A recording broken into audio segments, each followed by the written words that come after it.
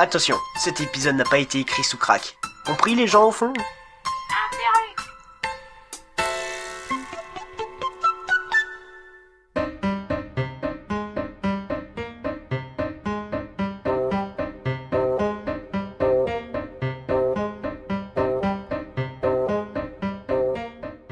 Alors Luc, tu as trouvé ? Oui, c'est 3, car ma parole n'est pas un sens. Bravo Luc. Oui, mais mon intelligence, elle, est un vrai sens. Écureuil. Bon, il faut trouver un grid. Sur la photo, elle ressemblait à... Cette femme. Ah, mais oui, bien vu Luc, c'est bien elle. Elle était facile à trouver. On dirait un demi-ogre. Et puis en plus, elle fait 2,45 m de haut. Allons la voir. Bonjour, monsieur, je suis Ingrid. Vous devez être monsieur l'étonnant. Je peux vous aider? Non, c'est simplement Layton. Ah, je veux dire, je veux pas dire simplement Layton, hein, mais je veux dire Layton tout court. Non, enfin, pas tout court, quoi, mais Layton, voilà, c'est Layton, enfin, sans le C. Mon nom est Layton, madame. Ah oui, Layton, c'est ça. Mathieu, le majordome du manoir Reynolds, nous a dit que vous avez aussi travaillé pour les Reynolds. Pourriez-vous nous parler du baron ? Du baron, vous dites? Tout ce que je pourrais raconter remonte à bien des années, vous savez. Ne vous inquiétez pas, madame, cela nous conviendra parfaitement. Alors, si mes souvenirs sont bons... Ça commence bien. Je me rappelle que le baron et sa femme étaient comme deux adolescents. Je n'avais jamais vu quelqu'un d'aussi amoureux que monsieur. Lorsque madame est morte, Flora était tout ce qui restait à monsieur. Vous mentez. Il est riche. Et il avait du fric. Vous êtes coupable. Coupable. Vous dites, c'est que je suis un peu dur de la feuille. Vous dites que je suis plus capable. J'en ai marre, personne ne me comprend dans cette saga. Bref, monsieur a élevé cette petite fille avec tout l'amour dont un enfant a besoin. Il lui ramenait des jouets de tous les pays du monde et des peluches aussi grandes que vous. À cette époque, il était d'excellente humeur. Maintenant, il a plus du tout d'humeur. Mais où est donc cette Flora maintenant ? Il devrait prendre un l'air d'ameur. Je vous avoue que je n'ai aucune idée. Je ne sais pas du tout où elle est allée. La dernière fois que je l'ai vue, elle était toute nue dans son lit avec un suisson bleu. Pardon ? Mais non, c'était un doppelsuisger. Un Arnold Schwarzenegger ? Quoi? Un Schumacher? Quoi ? Un hamburger ? Quoi? Un l'air d'ameur?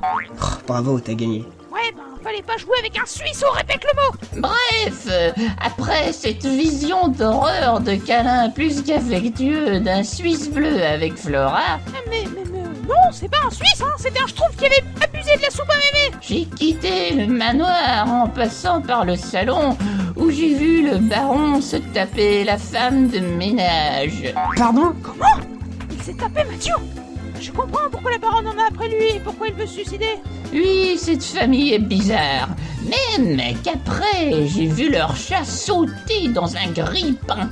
Et il est aussitôt ressorti en chantant avec une tartine de beurre en chiant en arc-en-ciel.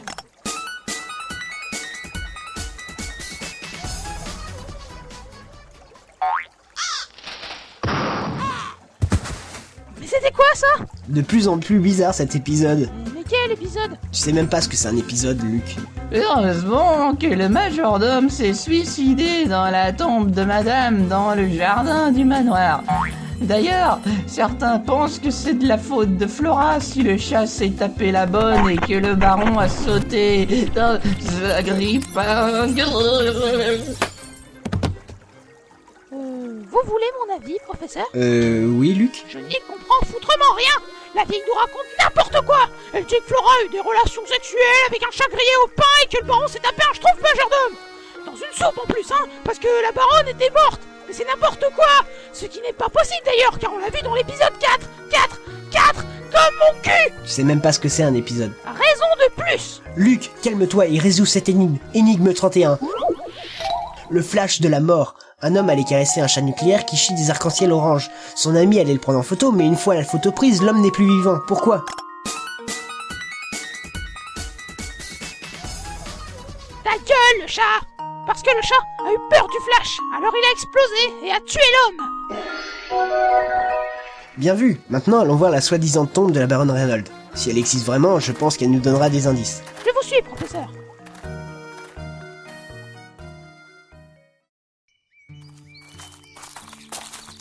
Regardez, professeur, il y a Matthew là-bas. Ah oui, effectivement. Messieurs, Alors, Matthew, on aime passer sous le bureau, hein? pardon? On sait tout. Avouez ce qu'on ne sait pas encore. J'ai volé un bijou à la baronne, mais c'était pour acheter une corde. Coupable. Cet homme est coupable. Ne faites pas attention à lui. Nous revenons de voir Ingrid. Elle nous a parlé de la tombe de la première femme du baron. Peut-on la voir? Vous parlez de la tombe de Violette Reynolds, professeur. Je m'y rendais, justement. Matthew, peut-on vous accompagner? Et bien sûr, suivez-moi. Il faut composer un code sur ces dalles.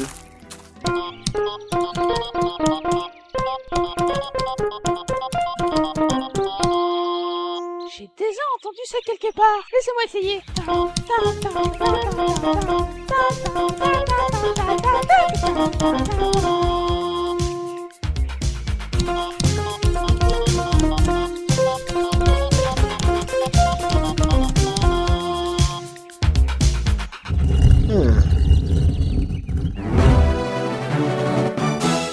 Voici l'entrée. Attention à ne pas tomber.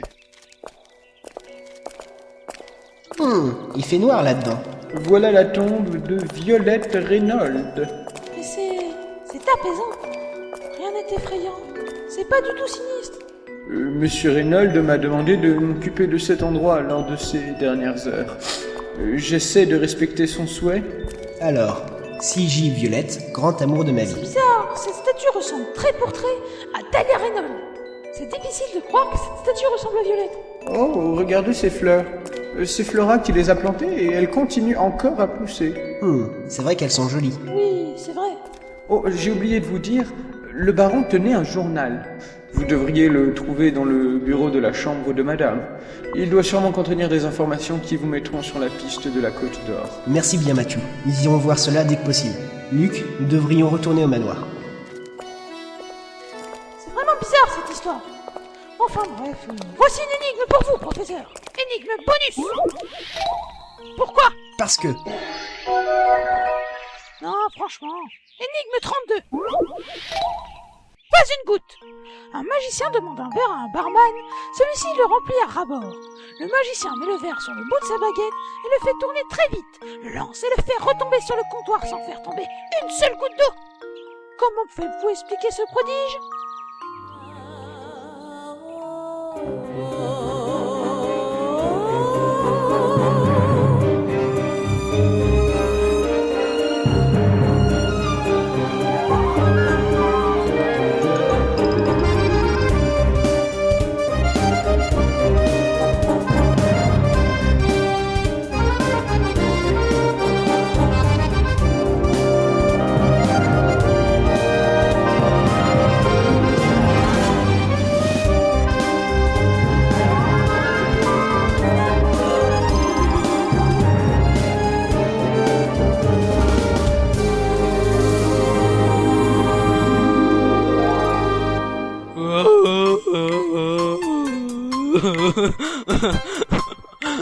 Richoult, c'était trop bien le Nyan 4. On devrait manger des tartines de chat plus longtemps. Oh putain, je suis en train de chier un arc-en-ciel.